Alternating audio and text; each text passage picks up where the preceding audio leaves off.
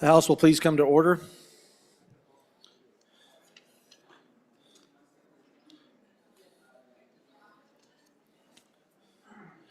Okay. We have a privilege of the floor. Representative Pendergraft, please. Thank you, Mr. Speaker. Body, if we could have your attention, this is important to me, even if it isn't to you, but I am honored to introduce to you 4 of my grandchildren. If you'd look up in the North Gallery, I think I see Sam and Timothy and Jaylee and Scotty and their parents, Sarah and Joe.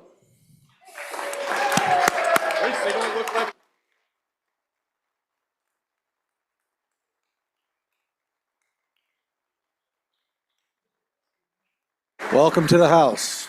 Thank you for being here. And to you grandchildren, thanks for letting your grandfather play with us for a little while. Appreciate it.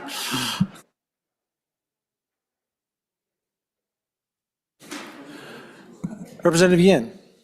Mr. Speaker, thank you. Pursuant to House Rule 7-3, I move to lay back House Bill 121 for one additional day. Absent objection, House Bill 121 will be laid back for one day.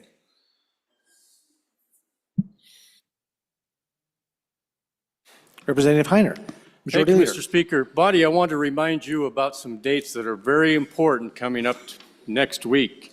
So Wednesday, the 29th, that's next Wednesday, you have to have all of your bills approved through the LSO.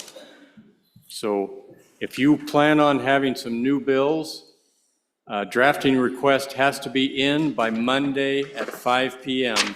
and it has to be co-sponsored and approved and all of that good stuff so that they can number it by Wednesday. So that's coming up fast. You see these last few days has been going fast. Thank you, Mr. Thank you, Leader Heiner. Okay, we have done our bills on third reading. That has been moved back. Next is for Committee of the Whole.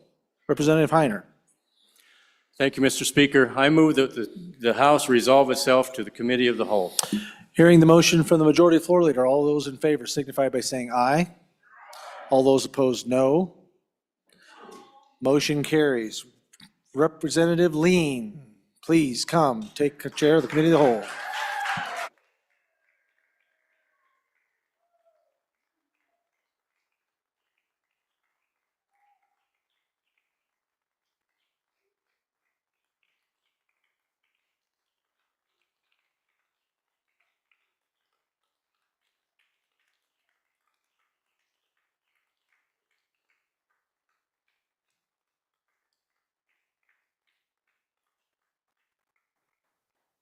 The Committee of the Whole will come to order. The first bill for our consideration is House Bill 259. The reading clerk will read the bill. House Bill 259, sponsored by Appropriations. Supplemental K-12 School Facilities Appropriations 2. Mr. Speaker, your Committee Number 2 Appropriations, to whom is referred House Bill 259, Supplemental K-12 School Facilities Appropriations 2, respectfully report same back to the House with the recommendation that do pass with the following amendments. Ayes, Representatives Alaman, Angelos, Baer, Haroldson, Pendergraft, Sherwood, Smith. Representative Baer, Chairman. You have heard the reading of the bill. What is your pleasure, Chairman Baer? Thank you, Madam Chairman. I move that when the Committee of the Whole rises to report, it do so with the recommendation that Bill number 259 do pass, and further I move the adoption of the Standing Committee amendments, and I will have the good representative from the small town nestled in the foot of the Bighorns give the description of the bill as well as the description of the amendment. Representative Pendergraft. Thank you, Madam Chairman. And thank you, Mr. Chairman. I appreciate this opportunity to finally have something to do.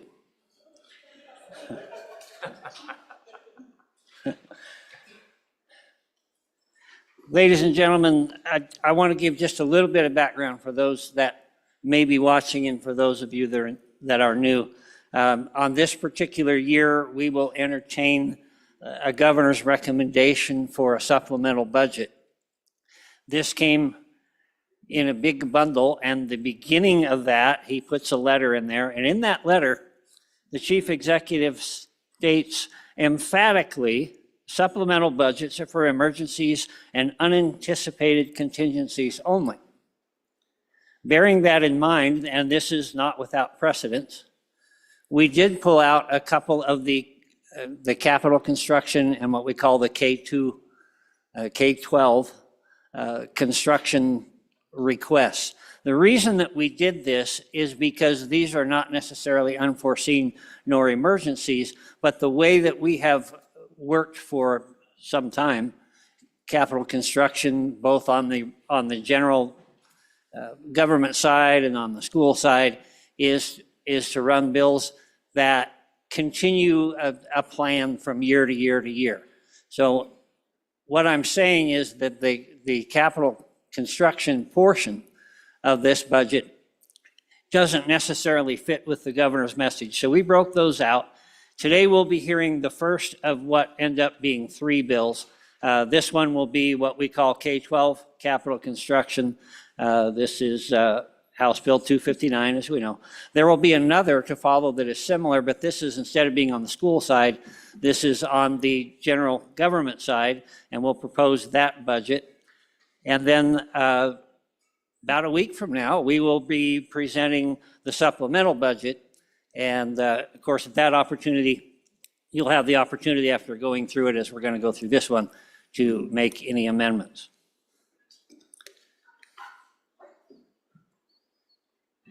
I bring you House Bill 259. This bill comes to you from the House Appropriations Committee as a standalone K-12 capital construction bill. Last year, the appropriations for K-12 capital construction were contained in Section 313 of that budget bill. Appropriations for public schools may be included in the general appropriations bill, but it is not a requirement, and both methods have been used previously with equal effect. We felt that it was more effective this way. The committee is not particularly enamored with omnibus bills where you increase the opportunity of, I like this part, but this part gives me heartburn, and then you happen to make one vote. So this, in our view, makes it a little bit closer to the people. Going through the bill, I would turn your attention to page 1, lines 9 through 12. This bill has 2 sections. Section 1 contains the language appropriating funds for K through 12 school building and facility needs, and Section 2 is the bill's effective date.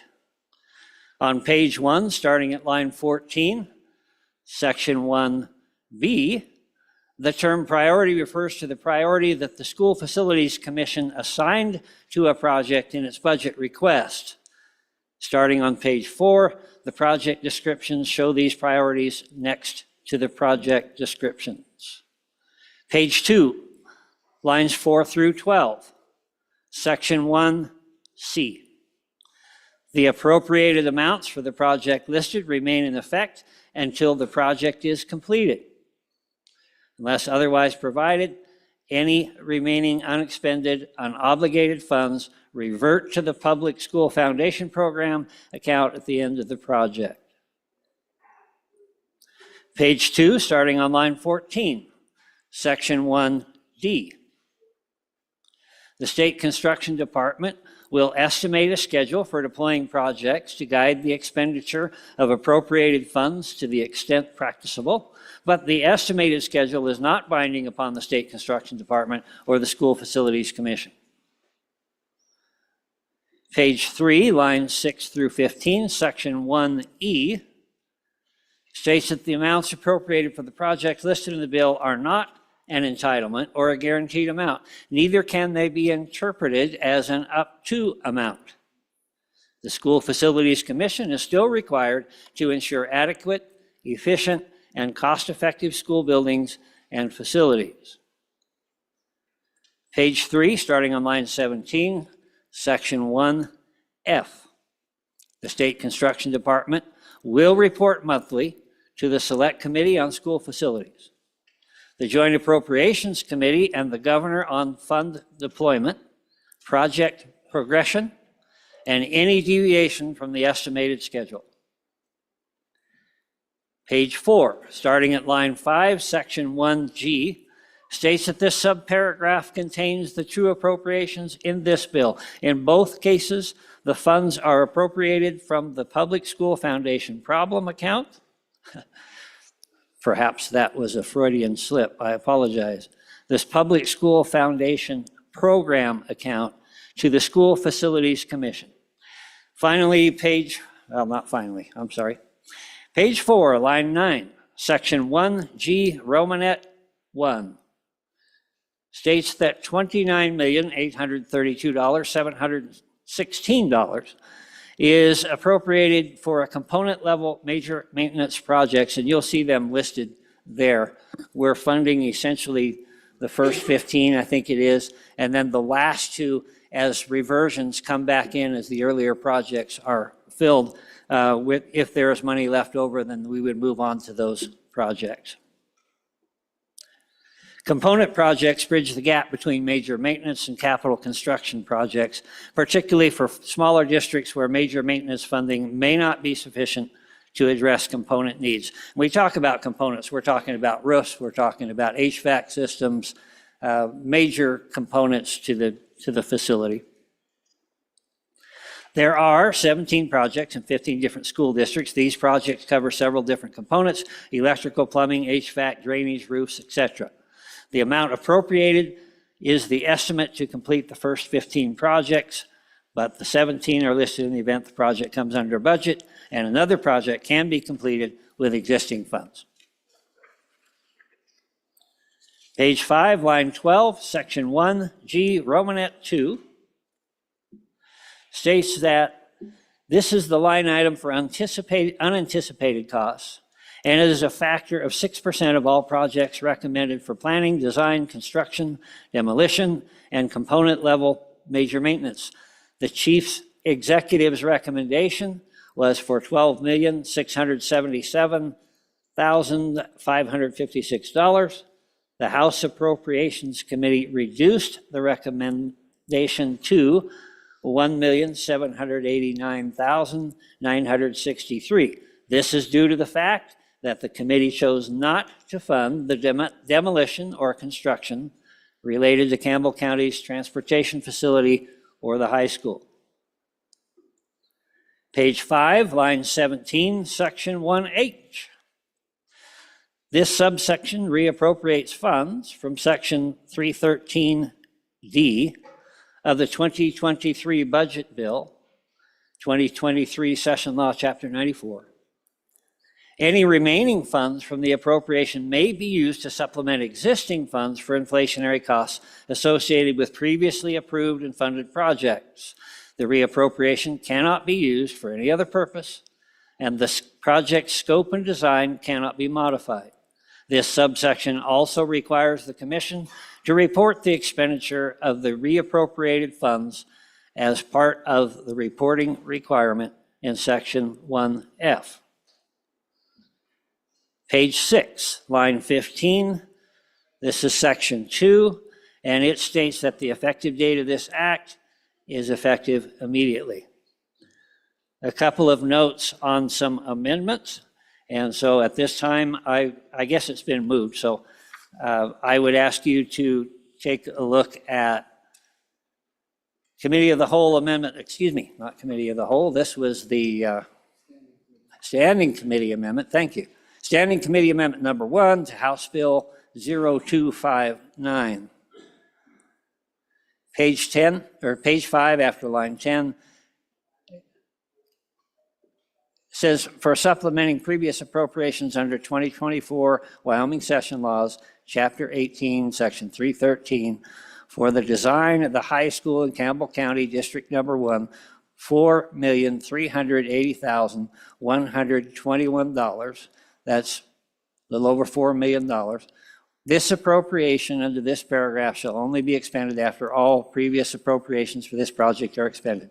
The original scope and design of this project shall not be modified as a result of this appropriation. Now, what that means is that the committee chose to deny the governor's requisition or the governor's request to build 2 facilities in Campbell County, one being the high school, and the other was mentioned earlier. And we did this because we kind of wanted to, we want to know where we're going with the property tax. We want to know where we're sitting, what the balances are. We don't want to overcommit ourselves to do something that we're really not quite prepared to do.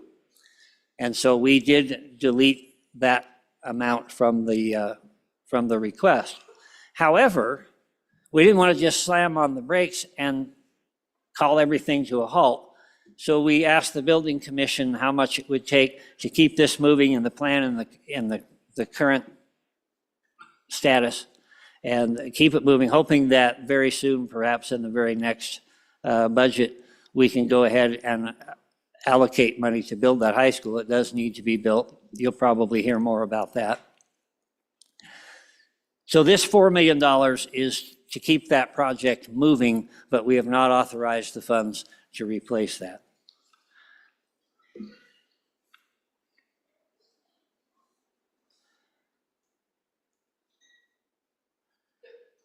So to summarize,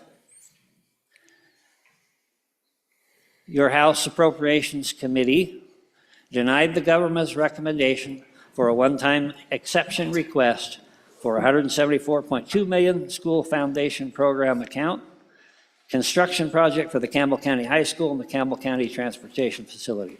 The House Appropriations Committee denied the governor's recommendation for a one-time exception request of $7.3 million from the school foundation program account for the demolition of these 2 facilities.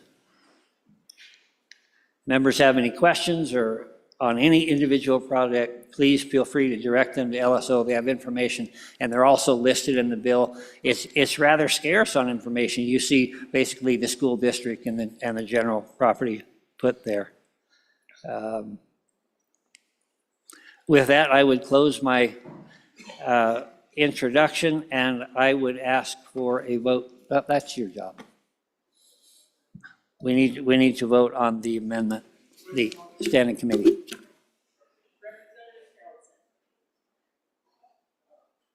Representative Haroldson. Thank you very much, Mrs. Chairwoman. So just real quick on the amendment, this is just to bring us into a full level 2, ready for a level 3 on the Campbell County. And this would be just a study on asbestos and lead-based paint abatement study, as well as finishing the work on the plan so that we are ready for the funding. They were not quite at a level 3. This was a level 2, level 3 ask, and this would have brought us up to a level 3. And there's 3 levels. The first level just being kind of a thought process. Level 2 is getting engineering, architect, and all of the abatement and demolition numbers in place. And then level 3 obviously would be the full build. So this would just bring us up to being ready for the level 3 on this school in Campbell County. Thank you. Question has been called. All those in favor of the standing committee amendment number 1, say aye. Aye. Any opposed? No? This amendment has been adopted.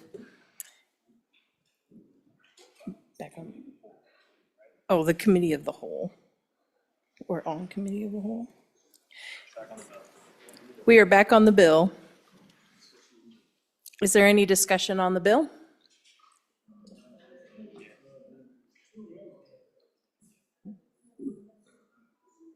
Yep. Go ahead. Chairman Bear. Madam Chairman, I would like to move a committee of the whole amendment with your permission. Go ahead.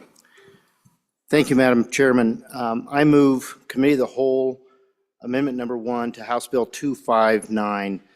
Folks, a couple of things. We had quite a bit of debate in committee about this, and it really is the decision of this body and the body across on the other end of the building. But last year, we approved a different high school.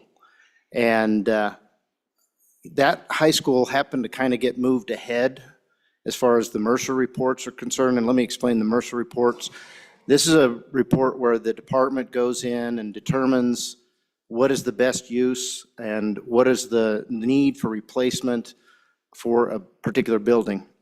And that project there in the southwest part of the state still has not completed that report. And yet, for various reasons during the debates of the budget, that school got approved. This school did not. And I'd like to tell you about the Mercer reports for this school. The department stated that the concern about this school kind of hit the radar back in 2018, and that was the first time a Mercer report was completed. In 2018, that Mercer report for this high school stated that it needed to be remodeled. In 2020, in December of 2020, another Mercer report came out and said the similar thing.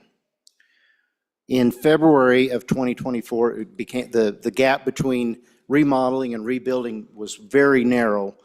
And so then another Mercer report was completed at the end of last year, and that report said that it was time to replace it, that there would be money savings for the state if we replace versus remodel.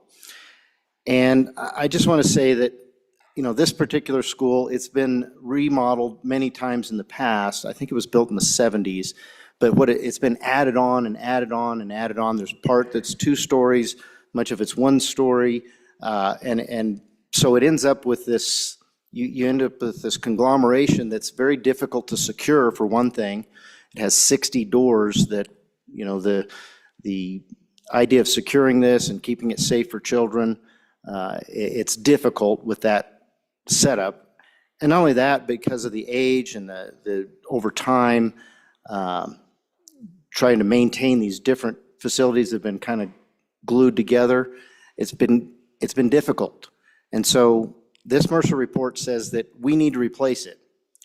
When I say it's this body's decision, I can tell you, as an appropriator, we don't have a lot of money. But if we delay this, it's going to take more money. As time goes by, every one of these construction projects we look at, we have to decide, do we want to spend the money now or do we want to spend it later? When we get to the state capital construction discussion next week, we're going to have a real long discussion about the VA hospital and how that's, you know, what are we going to do with that? But it's the same argument, and we're going to have this argument over and over on these capital constructions. Do we do it now or do we do it later? And I'm here to tell you that I would prefer on this project that we do it now. I was outvoted by my committee. Guess that does happen. But again, now it's this body. And I think you'll hear from my colleagues from Campbell County, because we hear from our constituents that they'd like to see this fixed. And again, last year, many of you weren't here last year, but this body approved a different school. And that's kind of what's putting us on this path of spending a lot of money on capital construction. But the department says that after this high school, we don't have any further high schools on the radar. We have a lot of elementary schools, but this will probably be the last one. We went and toured the facility 2 years ago, and there was a major problem with the sewer. And it just goes down this long hallway, the hallway's ramped, and it had created all kinds of things where sewage was backing up into the boys' bathroom, and they were having to stop school, send everybody home, and fix the problem. Last year, they lined that sewer, and so they fixed that problem, but that's just the beginning, folks. It's going to continue. So I'm here to request, with this amendment, deletes the $4 million we just discussed in the committee amendment for the study, because that's included in this, but it reinserts the construction, the demolition of the old school, and also the contingencies. The only thing it doesn't have is what we don't have yet, information-wise, and that's asbestos mitigation. So there's going to be some of that added on. We'll probably catch that during construction in the next budget. So with that, I'd ask for your favorable consideration of this amendment. Any discussion on the amendment? Representative Angelos. Thank you, Madam Chair, and on and for the amendment. In my district, and I have parents who sent me video from this last May, when we had a deluge of water and there was water pouring in through the ceiling. I think I've heard there's some trees growing on the ceiling is what I've heard, but I think my colleague alluded to 60 exterior doors to watch. And as a parent, that's terrifying for security reasons. And you can imagine the teachers are checking those doors constantly. And yes, kids recently have gotten in and do get in frequently by other kids letting them in. So 60 doors is a lot to watch. The fire alarm system is at end of life. They can no longer source parts for the fire alarm. So they're thinking about $1 million to put into that. The HVAC system, due to structural and electrical upgrades, will cost about $24 million. And I know that seems excessive. I just had a friend build a house, and just a simple house right now with HVAC was $75,000, just a single level house. So that's not out of line.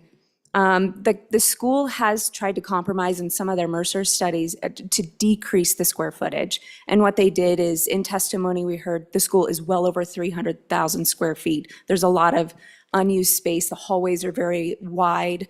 There's just unused hallways that aren't used. It was added on to about 3 times. That they are going to decrease that school by 100,000 square feet. So it'll be a lot smaller. They tried to decrease that cost because of that. We do see some population coming down in the next few years. Well, we have a big bump up in our freshman class this year, but after they're gone, unless we have a big surge in coal, we're seeing those school numbers come down a little. So the school agreed to decrease that by 100,000 square feet. So that's where I'm going to leave it. On and for the amendment. And I'll leave it at that. Thank you. Thank you. Representative Larson. Thank you, Madam Chairwoman. And as of right now, unless I get more information, I probably will support this amendment. I know that we have we have multiple high schools that need to be built around this state. And my school was fortunate to be built last year, or to get funded last year. But I know that over the next few years, we will need to fund more high schools. And so as of right now, on and for. Thank you. Representative Brown. Thank you, Madam Chairman. So, ladies and gentlemen, I feel like I kind of had to get up and talk about this one, seeing this is a very, very, very similar bill to a bill that my committee, the Select Committee on School Facilities, submitted, and is actually sitting out there. And I'm typing as we're talking here to try to find out what bill number that is, but I think it was 248, 249, something like that. And I am a little bewildered because this amendment is basically putting that school back into this bill, which your House Appropriations Committee created on their own to start this process and to have this battle here on the floor, when in all reality, the recommendation from your Select School Facilities Committee, which is an equal footing committee, you have the same members on the Senate as you do the House. And so when that bill comes through, I'm going to be completely honest with every single member in this body. Completely agnostic when it comes to that committee. We don't do things based off of geography and is this benefiting my community or is this benefiting that community over there more than the other. We don't do that. We take the recommendations that come in, we take the laws that we have been prescribed, and we put them into practice. And that's exactly what happened last year when we put the Rock Springs High School. They filed for what they call a Section 3, Chapter 8, Section 3, or Chapter 8, 3, it's 3 and 8 or 8 and 3. I can't remember exactly which one, but they processed that. It went through that process. They are in the process of doing their Mercer. We got the money applied to that school, and it's sitting there waiting to be built. As long as that Mercer comes back and says that it's ready to go, that's what's going to happen. So let me tell you a little quick story about taking the field trip up to Campbell County about a year and a half ago. Not much different than what you just heard from the two representatives who represent that particular area, but more so from a perspective of somebody who had never been in that school. Dilapidated, old, weeping floors, sewer smell. You can even smell it in some cases. And this is in the middle of the summer with absolutely no students in the school. So we started the process and we said, we need to get a Mercer. We can't do anything without getting a Mercer done. What does Mercer stand for, by the way? I don't know that I even heard that explained. Mercer is MCER. That stands for most cost-effective remedy. As was stated, this is the recommendation that it's going to be more cost-effective to rebuild the school or to go in, gut it, clean everything out, reline your sewer pipes, put in new electrical components, whatever the case may be. The Mercer has come back on this one and it said, we need to do this. So then I went back and I just did a little bit of back of the envelope math here. $11.5 million. What is that number? That's if we wait for one more year to put that money into this school. It's going to cost us, just for political reasons only, it's going to cost us another $11.5 million to build that same exact school to the exact same specifications as if we put that money out and available right now. We have the money. We have the report. We have a statutory obligation to build schools. That is our responsibility. I love that the caucus that loves freedom is up here arguing for public education. Love it.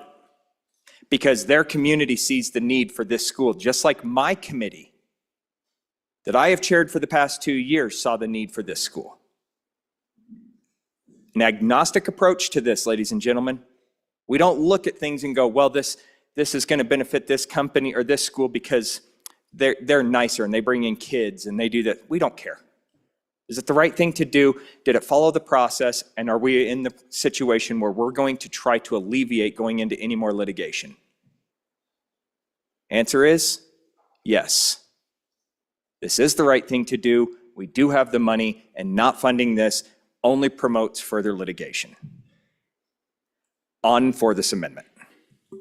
Thank you. Let's try to refrain from speaking about parties and caucuses specifically. Representative Heiner.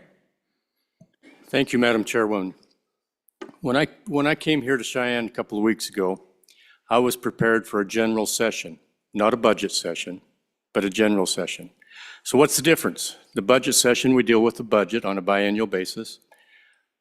During the general session, we deal with emergencies only. Now, we've heard testimony about some crises in this school.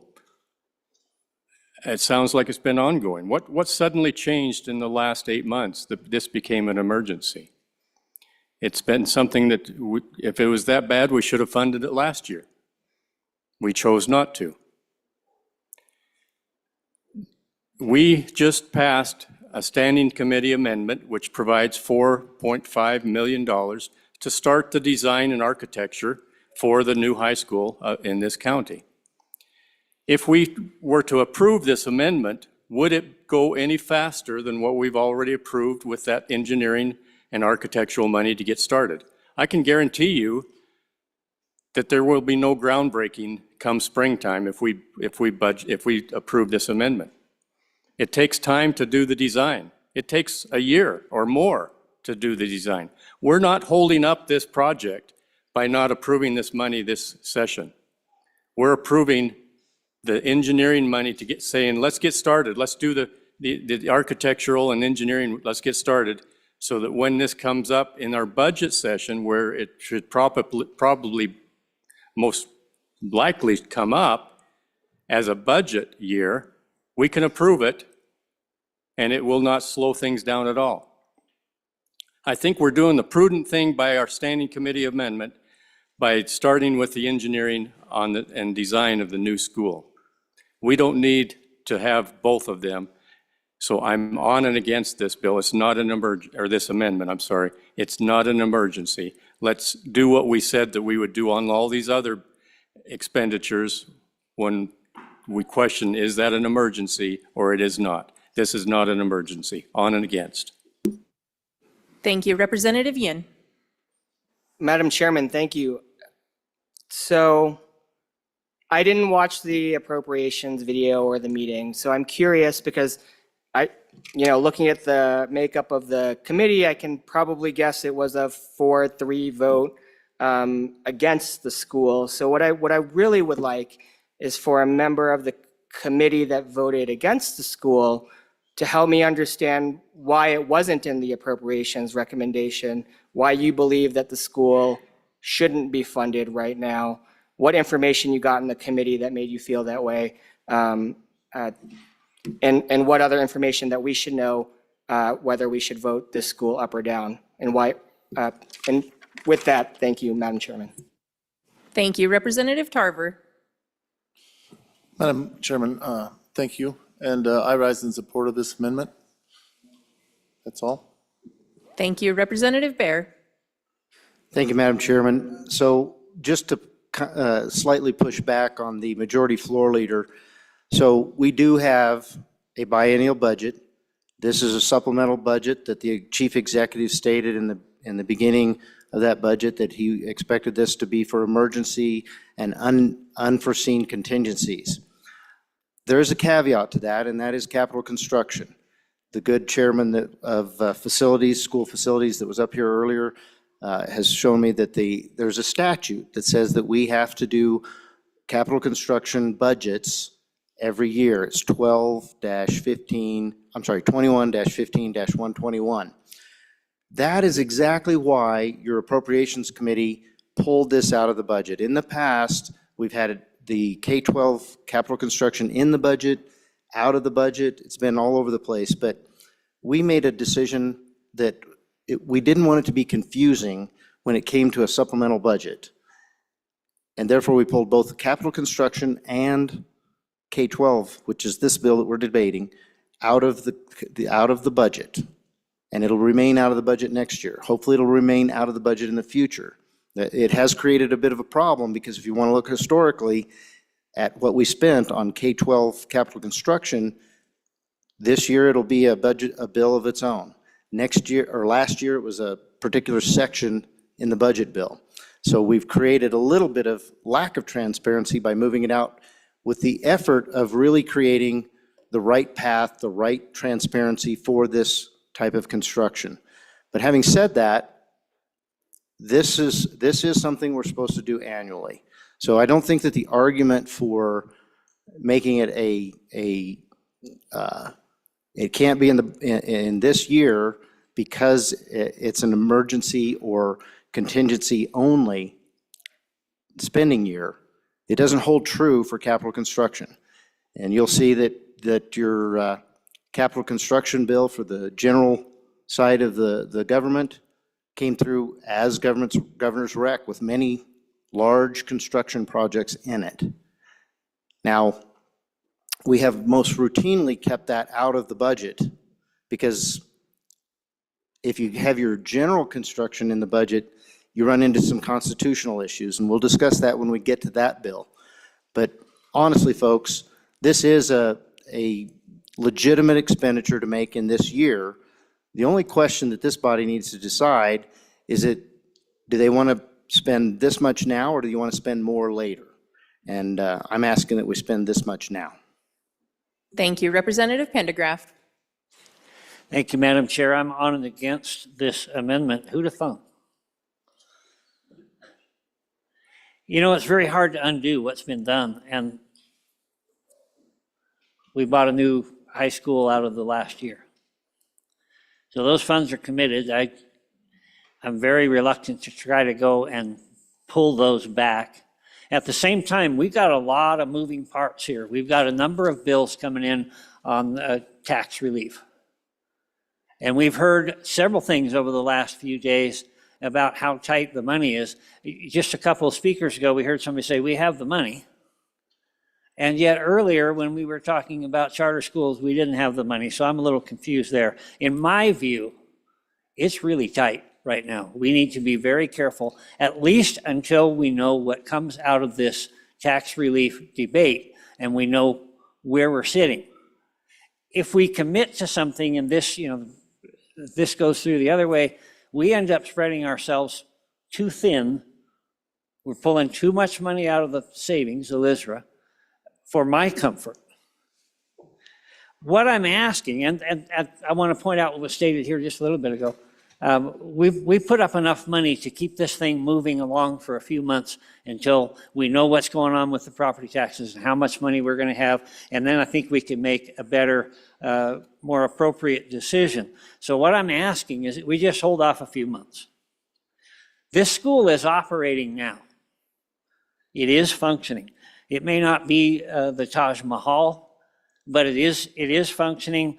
I have a background in building maintenance, and I'd like to think that when I fix something, it stays fixed. And so if this thing is fixed and functional and they're allowing students to operate in there, I find it very hard to imagine that we can't go for just a little bit longer, especially in light of the fact that if we did approve this now, it's still going to be 1, 2, 3 years, whatever it is, before they move into that building. And so that maintenance is going to have to be done anyway.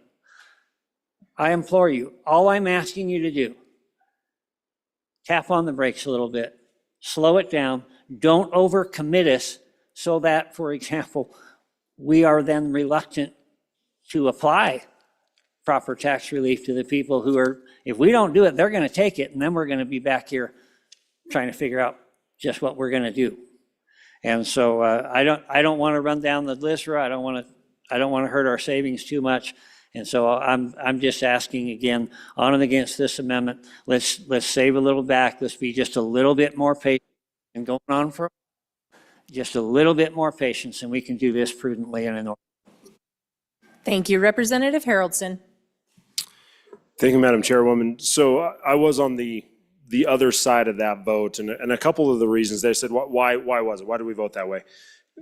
When we were asking about this school, when we were having that conversation, one of my questions was, because they didn't have a determined amount for asbestos abatement. I said, well, why is that? Well, we haven't done the assessments yet. Okay, really?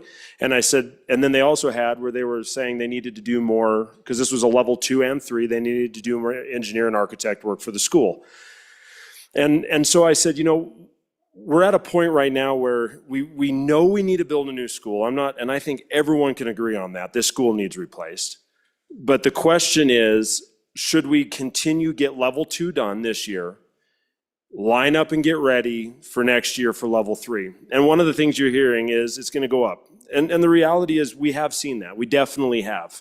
I don't think any of us would disagree with the fact that there has been an inflationary change in the funding structure of pretty much everything in our lives, if that's the grocery store, or if that's you're building a structure or a place. I also will say in the last week and a half, we've seen some shifts in our nation that I would hope would change the price of building supplies. So maybe for the one time, maybe just once, and I'm not saying this is normal, but maybe just once, we may see lower prices on construction going forward. And I hear the laughter behind me already. But I will tell you that when we're looking at the cost of a 2x4, the cost of a steel stud, you look at this shift in our culture and nation 4 years ago and today, they're on completely different planes. I've done building, I know that. And so I do believe that we will see a shift back. We have to see a shift. If we don't see a shift back, we got major issues we got to deal with here, and it isn't building schools, you guys. But we need to get back to a place in this nation where we see that fiscal sense of building go down, and I believe that will happen as we see different policy going forward. So I think get them level 2, get them to a point in place where they can have their asbestos abatement and lead abatement studies done. They can have engineering and architect work done. Level 3 is ready to go. We fund it, and we move forward with this in the next K-12 capital construction bill. But let's leave it out of this one for now. Give them the money they need to get all of their planning done, and then we'll move forward. So on and against this amendment. Thank you. Representative Clouston. Thank you, Madam Chair. Thank you, everyone, for the discussion. Of course, I'm in support of this. When I was on the school board in 2018 at Campbell County, at my high school, at that time, we had a Mercer study, and it said, this needs fixed. We've had 3 more Mercer studies since, and they all say, this needs fixed. You know, last year we approved a school without a Mercer study. This one has 4 Mercer studies that says this needs fixed. And in December, the Wyoming School Foundation or School Facilities, Chapter 3, Section 8 said, this needs fixed, right? It's hard to send students and teachers to school to work, to learn, when it smells like sewer, when there's water running in your hallways, when you're closing bathrooms because they don't work, when there's sewer running into offices and kids are getting carried upstairs because you can't get parts anymore for these old elevators. Quite frankly, when we first looked at this, that school has so much space, and some of you probably don't know this, but a lot of your funding comes based on square footage. So by decreasing this 100,000 square feet, the funding for that school goes down. But this school needs fixed. We need to send these kids to an appropriate place, a safe place, a place they can be proud of. So again, please support our kids. Please support this amendment. Thank you. Thank you. Representative Andrew.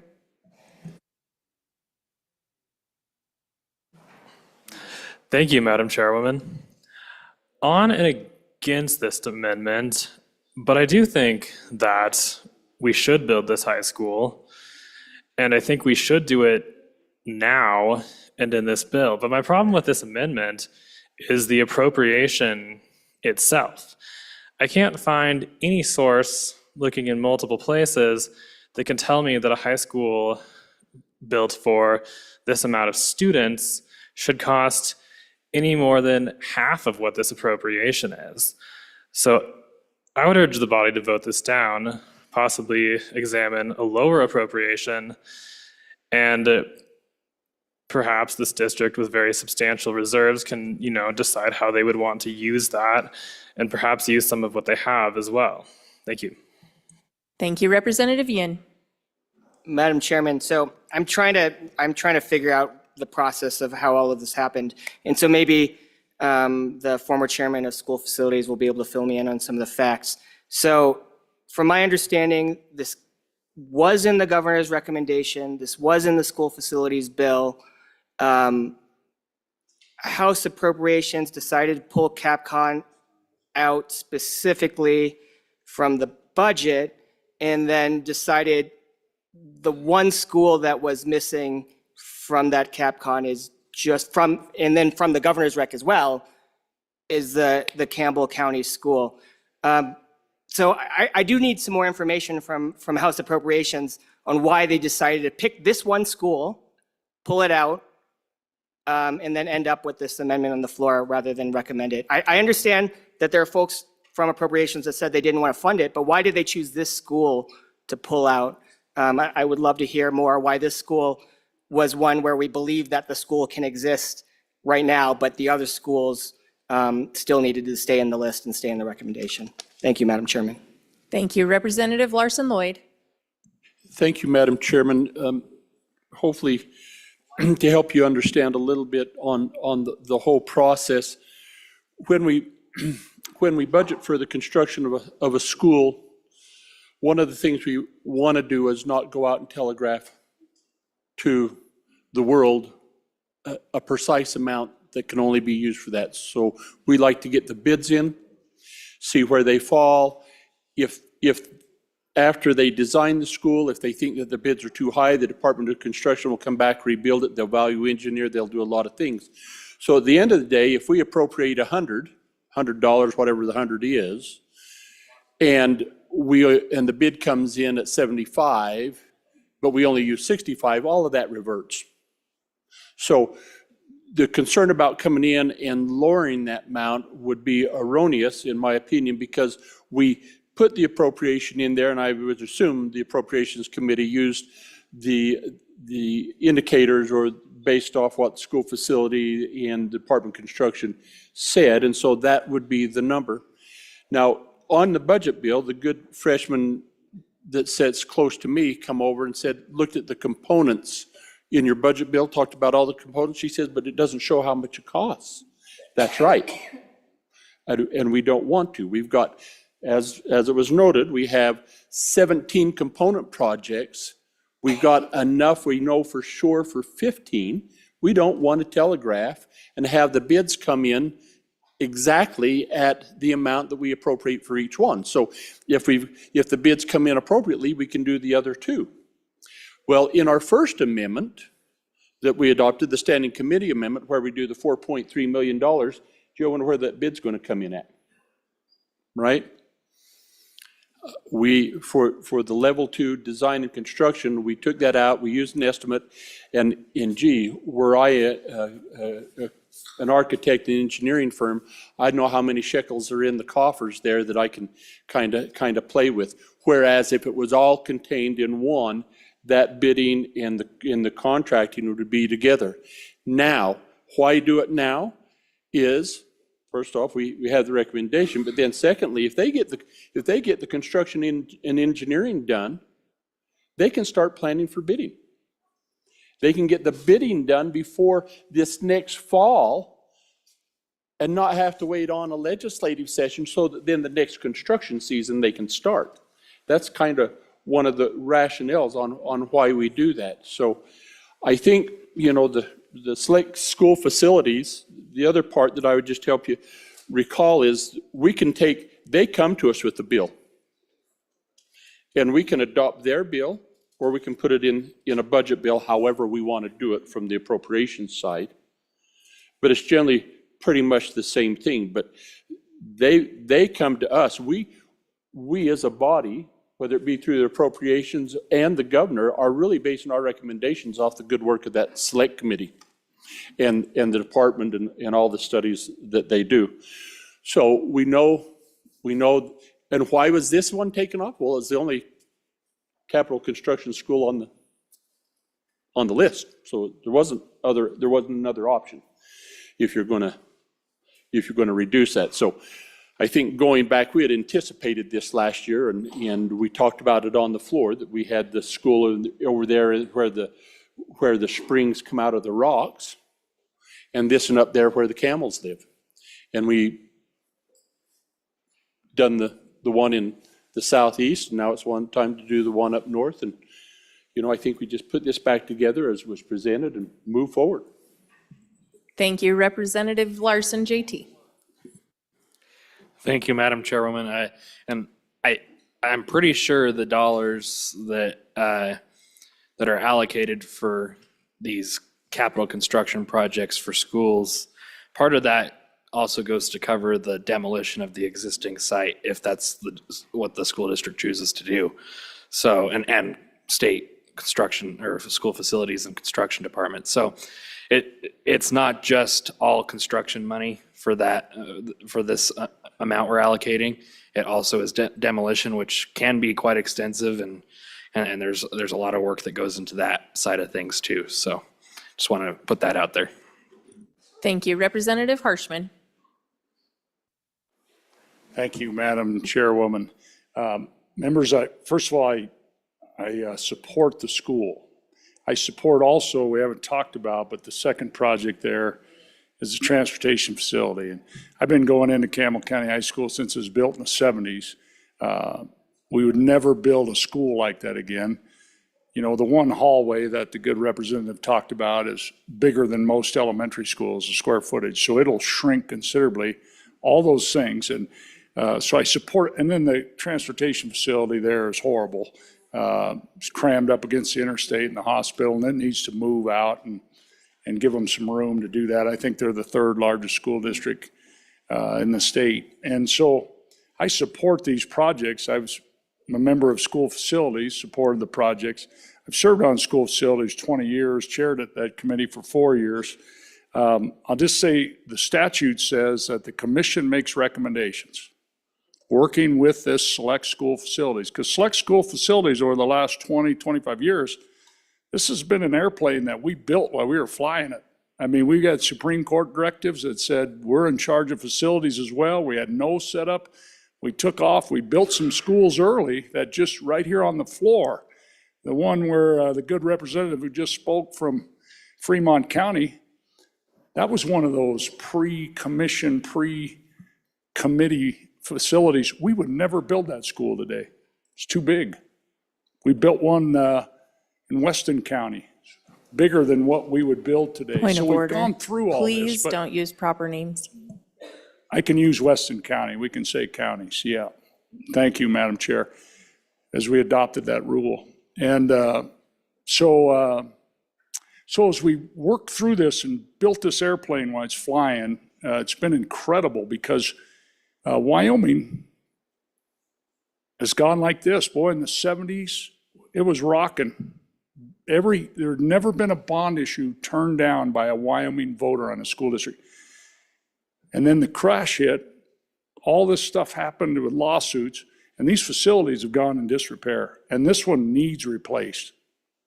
I support it wholly on this and voted for it. So we have House Bill 142, which is the Select Committee's bill, which is identical to this House Bill 259 that the Appropriations Committee just wrote. But I would just say this, how the process works, back to where I was at, it's the commission and the facilities committee working together makes recommendations to the governor, and then the governor makes recommendations to the joint appropriations committee, because school construction is an ongoing, necessary expense of government. It's supposed to be in the budget. Supreme Court has said that. Our Constitution then says that, right? It's one of those foundational expenses. This should be in Section 313 of the budget, just like it was last year. And the year before that, and the year before that, and the year before that, and the year before that, and the year before that. And so I'm going to support this. I'm going to support the whole thing. I'm going to vote no on this bill, and we should put this in the budget as an amendment, and we can all support that thing and build those kids in Campbell County a school that they deserve, and it's needed. And this bus barn too. And then those component projects as well that are in there. So I think all this is good. I just think the process, I'm sitting there scratching my head going, how'd this thing take off like this? And so that's where I'm at. And so thank you, Madam Chair, and appreciate all the work on this, and we'll keep moving forward. And I'm sure county number 17 will get this school. I'm just really confident in that. Thank you. Representative Bear. Thank you, Madam Chairman. I kind of disagree with the last speaker about the budget and where this belongs, but we can continue to debate that as time goes by. I'm glad he agrees with me that we should put this school on through and get it built. The speaker from the middle of the state that's been on appropriations and been on the select committee for school facilities is absolutely right about the dollar amount. It is high. The good chairman of education said, well, it's too high. I'll tell you this, that we're already receiving reversions back from the department where the construction came in well below what we appropriated. And this is both in the K-12 and in the capital construction for the general government. So don't get scared away by the price tag. We will get reversions back if the cost of the actual cost of construction is below that. So don't let that make you weary. Again, on and for the amendment. Thank you. Representative Allemand. Thank you, Mrs. Speaker. I'm not going to beat the dead horse any longer. I am on and against this amendment because of many things you've heard. It's not ready for prime time. It's only in phase 2 right now, and it's not going to get started this spring. We bring the bill back and pass it next year, and it can probably be built that year when it's ready. And I understand that we're supposed to be looking at emergencies. I guess this does not apply to that, but I'm on and against the bill. Thank you, or the amendment. Thank you. Representative Heiner. Thank you, Madam Chairwoman. I don't think I've heard anybody say here this afternoon that they are against building a new school in Campbell County. I think the discussion is centering around when do we appropriate the money. So we've got two options here. Cut to the chase here. We've got two options.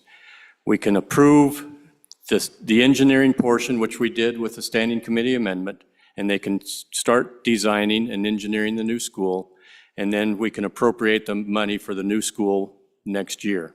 Option one. Option two, we can appropriate all the money today and let them begin. Option two. My question to the bringer, will option one slow down the process and make it slower than option two? I think that's the bottom line here. Is option one, by designing right now and funding next year, going to slow this down versus putting all of our eggs in the basket today? Thank you. Representative Jarvis. Thank you, Chairwoman. So as I listen and take in what everybody says, what I keep hearing is that what is an emergency?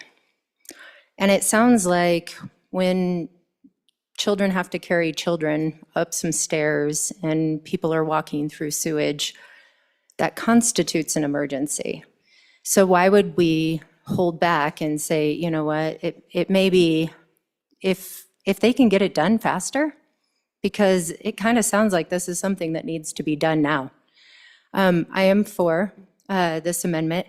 And I'd also like to add, in response to my representative that is charged with ensuring children can critically think.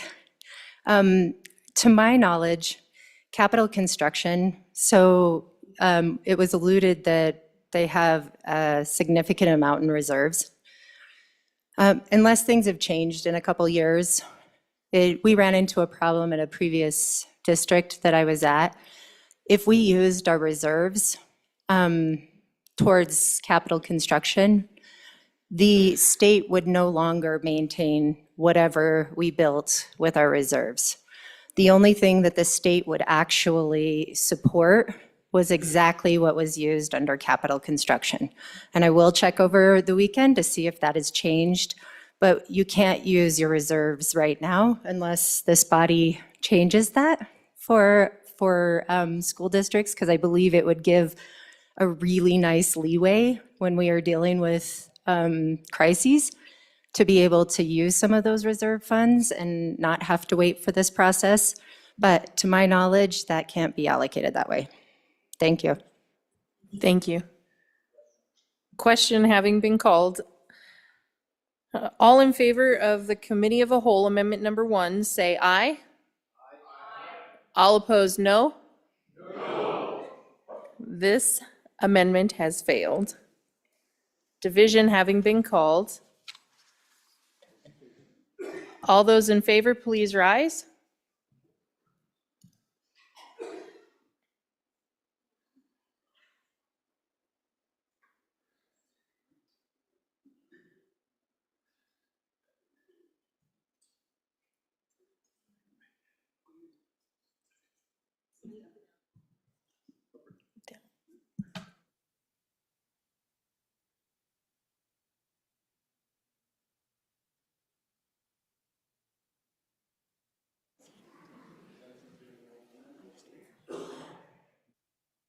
Okay, and then they may be seated. All those opposed, please rise.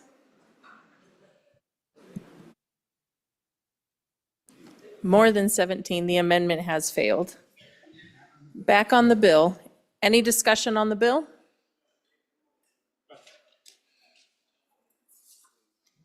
Seeing none, is there a motion for question? Question having been called. All those in favor? I lost my script, I'm sorry.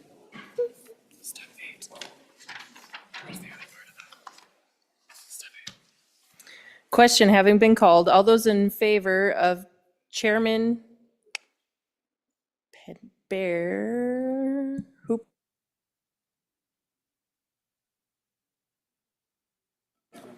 all those in favor of Chairman Bear's motion that when the Committee of a Whole rises to report, it does so with the recommendation that House Bill number 259 do pass. All those in favor say aye. Aye. All those opposed, no. The House. Yeah. House Bill 259 has passed the committee of a whole. Then Representative Eklund. Madam Chairman, privilege. I don't get to introduce people from my hometown very often. It's mostly my home community, but we're small and mighty. And the mayor from Albin is here, Kelly Krakow, and he's a board member on the Wyoming Association of Municipalities, correct, Kelly? Yeah. Anyway, he's been a longtime mayor and a great supporter of our state and our system. I'd like a round of applause for Kelly.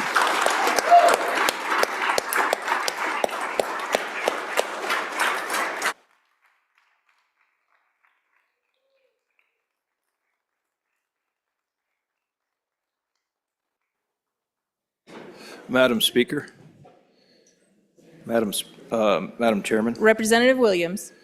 privilege. Go ahead. I would also like to recognize some people from my hometown of Lusk, and that is Mayor Doug Lytle and Clerk Treasurer Desi Lala. Welcome.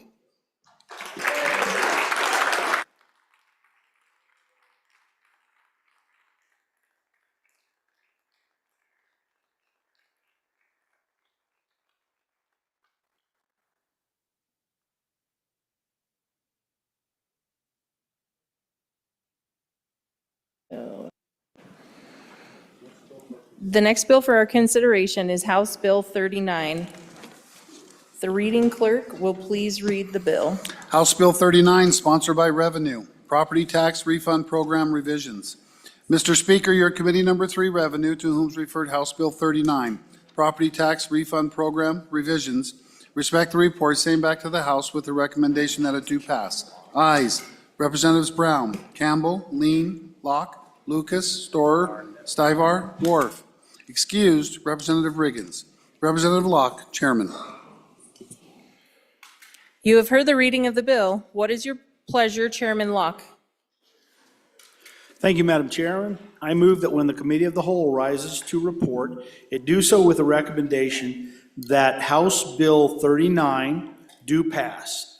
And I yield the floor to the representative from the Big Mountains to the west to explain the bill. Thank you, Chairman. Ladies and gentlemen, I bring you House Bill 39, Property Tax Refund Program Revisions. This bill corrects a figure left behind when the chief executive of our great state modified House Bill 4 in the last session. That bill was also sponsored by the Revenue Committee, and it amended the refund program. Prior to its passage, if your income was 125% of the county median or less, along with other qualifications, you would get 100% of the refund.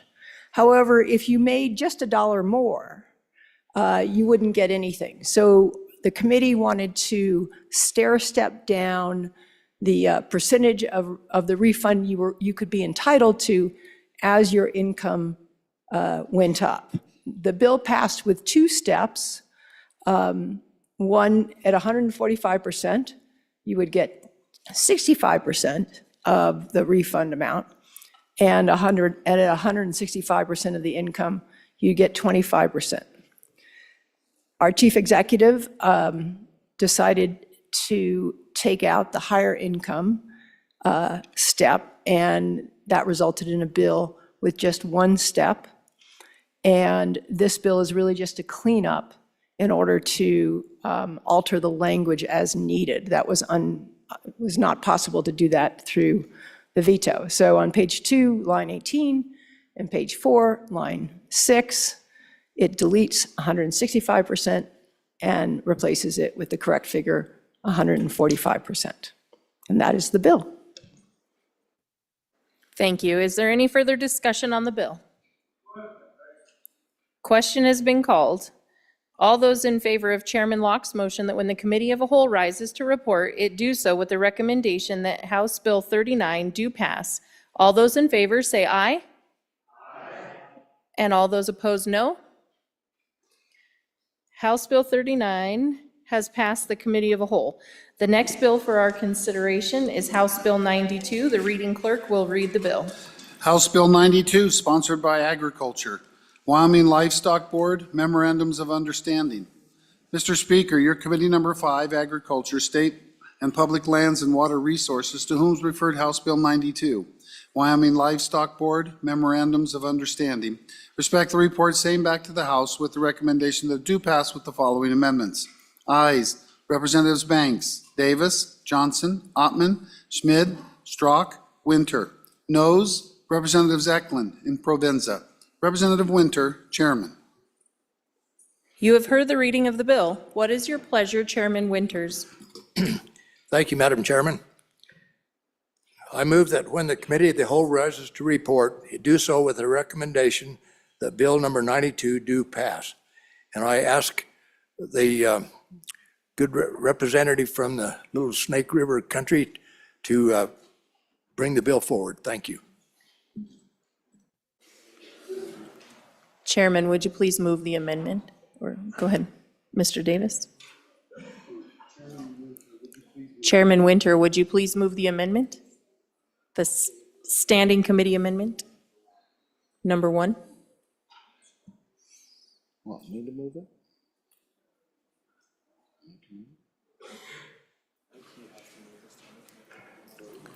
Madam Chairman, I'm afraid I don't have that for some reason. I'll look for it.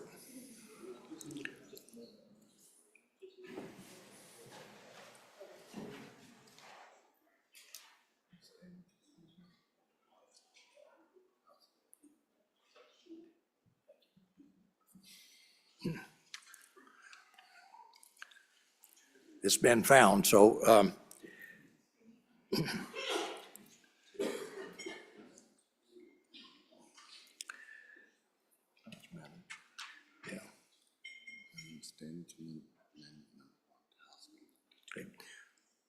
Madam Chair, I move that Standing Committee Amendment number 1 do pass. To House Bill 92. To House Bill 92. And I'll turn it over to the representative from the Little Snake River. Thank you.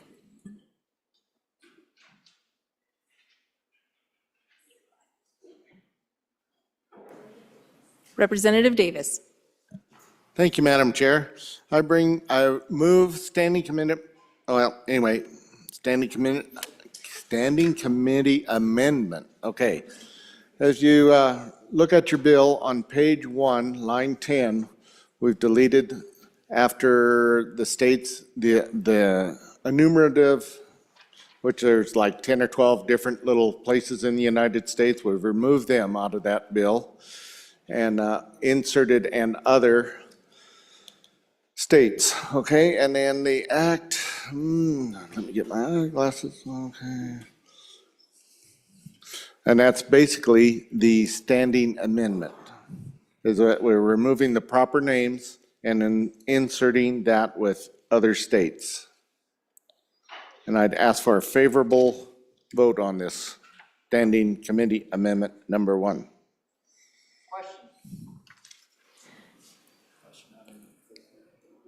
Question having been called, all those in favor of Standing Committee Amendment number 1, say aye. Aye. Any opposed, no. This amendment has been adopted. We're back on the bill. Is there any further discussion on the bill?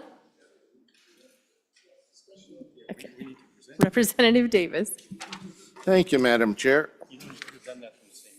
But I left my paper up here. This bill here has to do with the RFID tags that the federal government is requesting that we put in our livestock now. And what we're looking for here is to try and keep businesses normal. So we've instructed the Livestock Board to look at memorandums of agreement with all the states, okay, that we move livestock in and out of. And hopefully, this is what we'd like to do, is keep businesses normal, okay? The RFD amendment, our mandate, is being pushed back by our congressional delegation right now, also as we are pushing back against it. Okay, what else? And by golly, if you guys got some questions here, I would sure try to entertain an answer.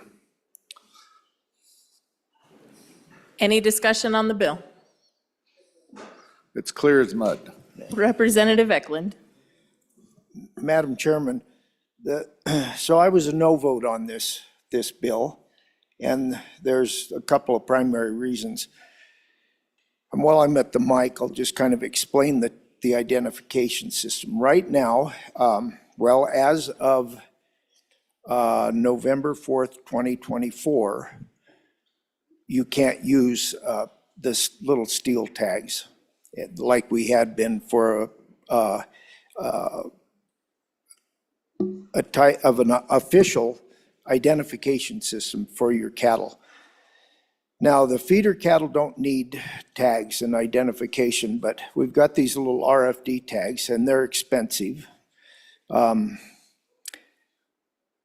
right now, the federal government will recognize those only for intact breeding cattle under the age of 18 months.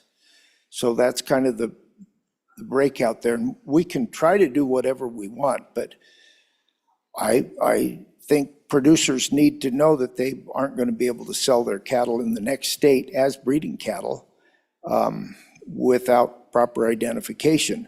Now, the steel tags have been grandfathered in previous to that date, November 4th, 2024. My main reason for voting against the bill, though, even though the main reason is our brand inspectors and our brand board can go ahead and enter into agreement to do just what this bill says. Work with memorandums of understanding in other states, probably any state that wants to do it. If we pass a bill like this, I couldn't find anything, but there could be unintended consequences, and it could restrict them from being able to do that. They talked about it. I can't see that it'd probably do that, but they're already doing it, already doing exactly what the bill requires of them. And I just think I'd rather not clutter up the green books if it's already covered and these people have the authority to go into discussions with other states. So that's why I'm a no vote, and probably will stay one. Thank you. Representative Larson Lloyd. Thank you to the good presenter of the bill, and the former speaker just really helped me understand that they're, trying to prevent unintended consequences, and I heard that it was really directed towards cattle. I just want to make sure that as you're contemplating this, that you've considered any potential risk to mammoth jacks. Representative Provenza. Thank you, Madam Chairwoman. My apologies. This bill came through in the interim before the state board that oversees our livestock wrote their MOU or their memorandums to essentially do exactly the same thing. So this kind of aligns with what they're going to be doing now, and that was signed on November 15th. So our state board will be following a process that I think that our livestock holders are going to be happy with. But if you put it into statute, one of the things that our state, our veterinarian that oversees the state said is that there are a lot of livestock movement rules in place, and unless you're familiar with them, they can be quite confusing.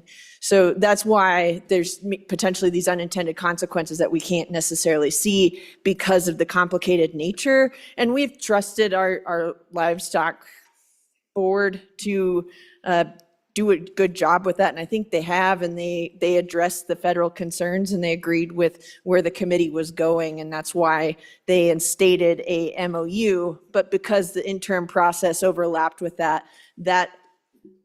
MOU that I just threw on the floor came after the committee was able to vote in that bill. So I would ask that we continue to allow them that process, and that's where that confusion comes from. Additionally, if you look at this bill, there's no statute numbers. So it doesn't necessarily go into our statutes or our laws. So this is just printed material that we're going to put into green books that aren't necessarily laws. So it's up to you on what you want to do with that. Thank you. Thank you. Representative Strzok.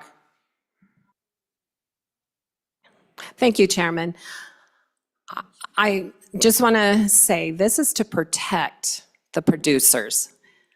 And this is why we're doing it. We're being proactive and to get it in there and to protect us. This is going to cost everyone a lot of money. And it's not necessary. We already have brands on our cattle. And I would appreciate a yes on this and to protect your livestock producers. I will want you all to remember where your food comes from. And if we go broke and we have all these added costs the federal government keeps putting on us, and this is to protect us from this. Thank you.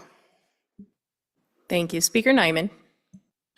Thank you, Chairman. Just a little bit of background, ladies and gentlemen, where this kind of had the nexus or the early part of this. In 2021, when I first became a legislator, Wyoming passed a piece of legislation that codified into Wyoming statute the 2013 determination by the USDA to respect multiple forms of identification for our livestock. And that was metal bright tags, back tags, tattoos, brands, and RFID identification, if the producer so saw fit. So it left them with the ability to have multiple choices. Well, a little bit, and you've heard some of it. And as of November the 5th of this previous year, an edict was passed down by the USDA saying that the only way that you can go interstate with your livestock is that you had to have this electronic identification. And just to kind of help you understand why this is important, and I believe that why we need to definitely address this, and as a body and as a legislature, push back against what's happening. This edict is it's not a law. This is a rule. This is, again, we've talked about this today on a couple different occasions. This is something that was passed down on the industry and saying that now we're going to limit your ability to be able to move your livestock out of state unless you have this form of identification. Well, there's a couple things that we need to remember in this. This does not apply to any animal that is in a state where it is born, fed, and is slaughtered in that state. So what we're being proposed to us, what we're being told is this is traceability. This is food security. This is going to provide traceability from birth to on the plate, basically, of food safety. Well, there's a couple problems with that. Wyoming is an export state. We do not have, except for smaller slaughter facilities in the state of this beautiful state that we live in, that'll process livestock. So I say that to tell you this. There are multiple states, like to our south, there's the Lone Star State, multiple states, Corn State, all that an animal can be literally born, fed, and die in that state without ever crossing lines. According to this regulation, they require no RFID identification. This affects approximately 11% of our food supply. And in order to have true disease traceability, you must have at least 70% of that food supply in order to trace it, to give you true traceability. So this is why this piece of legislation was brought, is to push back against another federal overreach, ladies and gentlemen, and it's goring the ox of a state that is almost everything that we do is we export. And what I believe it is in an effort to do is that get the camel's nose under the tent and say, because the state that we live in and we're standing in is not enough of a voice, that we can get started. And this is only for animals that are 18 months of age, intact, and older that leave the state of Wyoming. So we're not talking about steers or feeder cattle or anything like that. No traceability there at all. No requirement, even if you're leaving the state of Wyoming. So that's the issue, and that's why this piece of legislation is being brought. Wyoming and other states like it want to continue to conduct business as usual. And the weight that we're feeling is, and the one I feel bad for, is our state vets, our veterinarians. Because if they don't comply with this, when they're writing health or applying these tags, then they're challenging them with the removal or the stopping of them to be able to write health to ship cattle out of state. That's the leverage that they're using. And our vets are being caught in the crossfire because they're going to be forced to do it or they'll lose their license. Legally, right now, I just had 100 and some head of heifer calves vaccinated the other day for brucellosis, bangs vaccinated. It's a requirement if you want to ship out of state. They're saying now that I can use only the plastic RFID tags. But in the edict, it says only if they leave the state of Wyoming. And so that's what we're talking about here, is being able to do these MOUs with states that will reciprocate, because clearly in the regulation, it says if you've got another state that will respect your laws, you can do business as usual. And that's why this is important. I'm not completely sure this ruling is going to last much longer at this new administration, but the previous administration certainly pushed it very hard. And my hope is that our congressional team and our senatorial team will do their job to be able to help remove this regulation. But in my mind, ladies and gentlemen, this is an effort to do premises identification and premises control, because you can't leave or ship your livestock out of this state without this, thus limiting our markets for some. And so that's the premises of it. This is an effort to try to make sure that we continue to abide by our laws that we've already codified, respecting that 2013 decision, and an effort to push back against this and to encourage other states to do so. We've got multiple states that are working with us right now to try to set those up. And so that we can go ahead and continue to do business as usual through brands, inspections, all of that. We do a really, really good job in Wyoming of making sure that our food supply is safe and that we can trace it. This, in my mind, ladies and gentlemen, is if we don't push back against this, they're just going to say, well, then that's just proof that we can do this.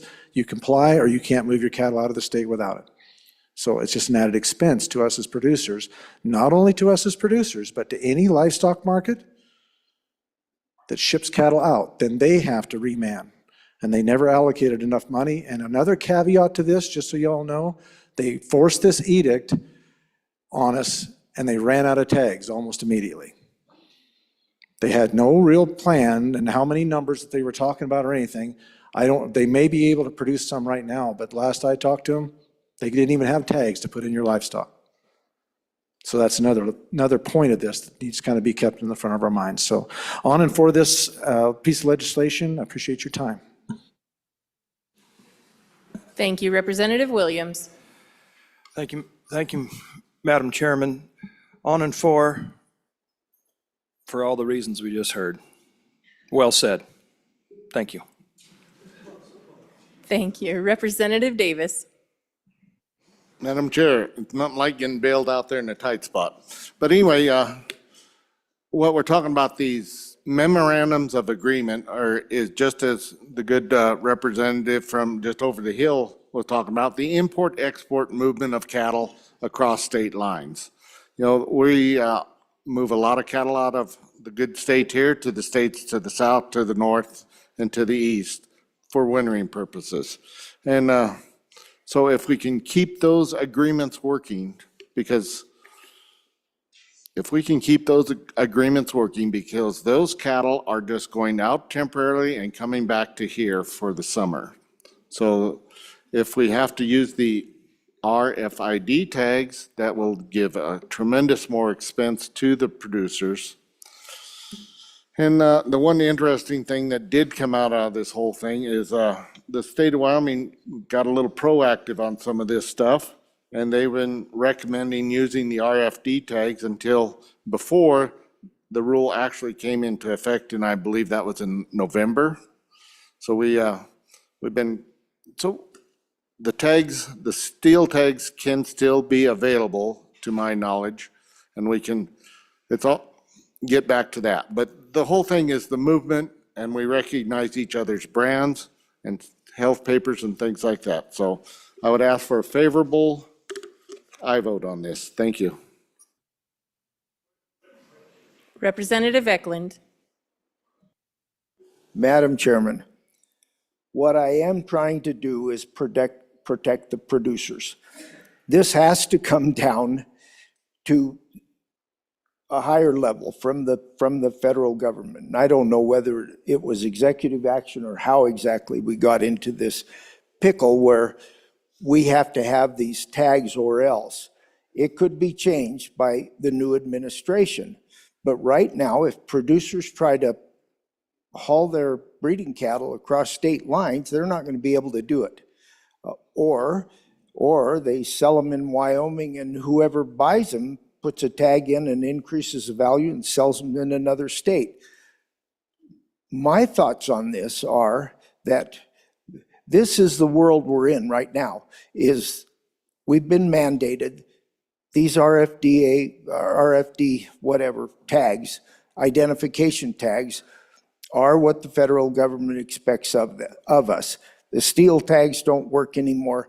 And I had the same problem as the speaker did with these tags weren't available when I went to Banks vaccinate my heifers, and that was before, thank goodness, before the 4th of November. But anyway, it is a mess and it is a pickle. We can vote for this, but it really won't do a whole lot of good. We're going to have to get action from our federal people.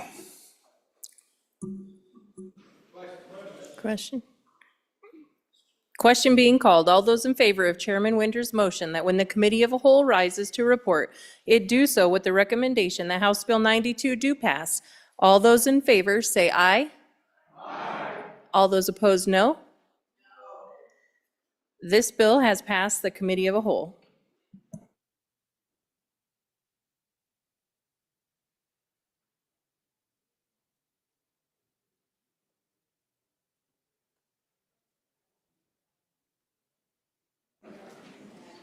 Mr. Majority Floor Leader. Mr. Speaker, I move that the committee of the whole rise and report. You have heard the motion. All those in favor say aye. All those opposed, no. Motion carries.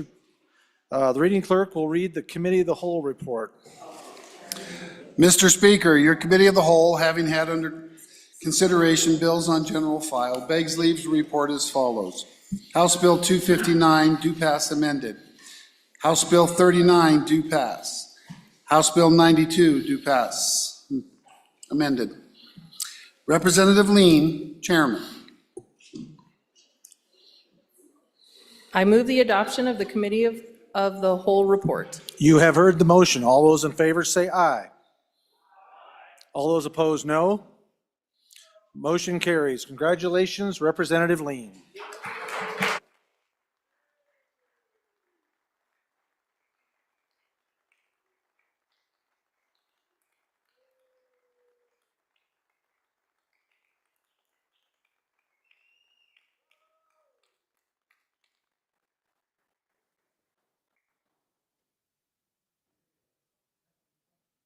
Messages from the Senate. Message 134. Mr. Speaker, the bill listed below passed the Senate on third reading by the vote indicated. Senate File 8, protection orders effective during appeal or review. Ayes 30, excused 1. Message 135. Mr. Speaker, the bill listed below passed the Senate on third reading by the vote indicated. Senate File 28, ROTC Endowment Program. Ayes 23, noes 7, excused 1. Message 136. Mr. Speaker, the bill listed below passed the Senate on third reading in an amended form by the vote indicated. Senate File 34, School Finance, Routine and Major Maintenance Calculations. Ayes 21, noes 9, excused 1. Message 137. Mr. Speaker, the bill listed below passed the Senate on third reading in an amended form by the vote indicated. Senate File 63, State Lands, Fencing 2. Ayes 30, excused 1. Message 138. Mr. Speaker, the bill listed below passed the Senate on third reading in an amended form by the vote indicated. Senate File 80, Abandonment of Water Rights Limitations. Ayes 29, noes 1, excused 1. Message 139. Mr. Speaker, the bill listed below passed the Senate on third reading by the vote indicated. Senate File 26, Protection of Military Equipment. Ayes 30, excused 1. Sincerely, Ellen Thompson, Senate Chief Clerk.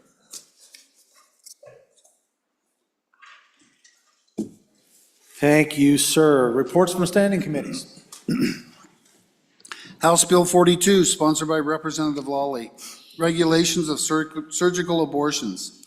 Mr. Speaker, your committee number 10, Labor, Health, and Social Services, to whom is referred House Bill 42, regulation of surgical abortions, respectfully report same back to the House with the recommendation that do pass with the following amendments. Ayes, Representatives Klauston, Gugemas, Heft, McCann, Ottman, Rodriguez-Williams, Wasserberger. Noes, Representative Yan. Excused, Representative Stivar. Representative Rodriguez-Williams, Chairman. House Bill 60, sponsored by Representative Lawley, Student Eligibility in Sports Amendments. Mr. Speaker, your committee number 4, Education, to whom is referred House Bill 60, Student Eligibility in Sports Amendments, respectfully report same back to the House with the recommendation that it do pass. Ayes, Representatives Andrew, Bratton, Erickson, Gugemas, Kelly, Lawley, Singh, Strzok, Williams. Representative Andrew, Chairman. House Bill 72, sponsored by Representative Lawley, Protecting Women's Privacy in Public Spaces Act. Mr. Speaker, your committee number 4, Education, to whom is referred House Bill 72, Protecting Women's Privacy in Public Spaces Act, respectfully report same back to the House with the recommendation that do pass with the following amendments. Ayes, Representatives Andrew, Bratton, Erickson, Gugemas, Kelly, Lawley, Singh, Strzok, Williams. Representative Andrew, Chairman. House Bill 103, sponsored by Representative Sherwood, Columbarium Regulation.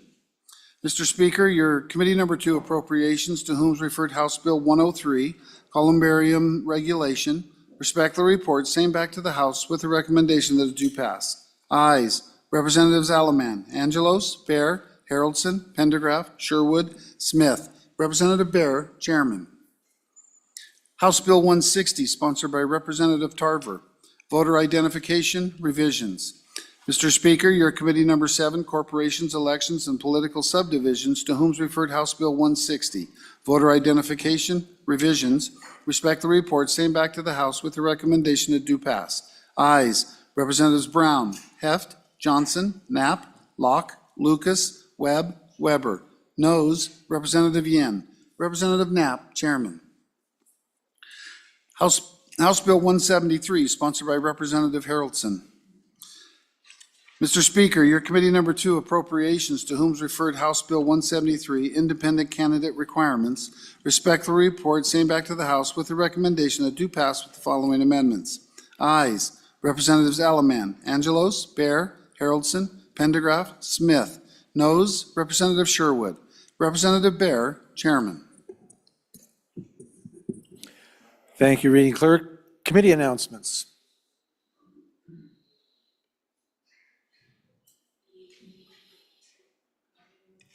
Chairman Andrew.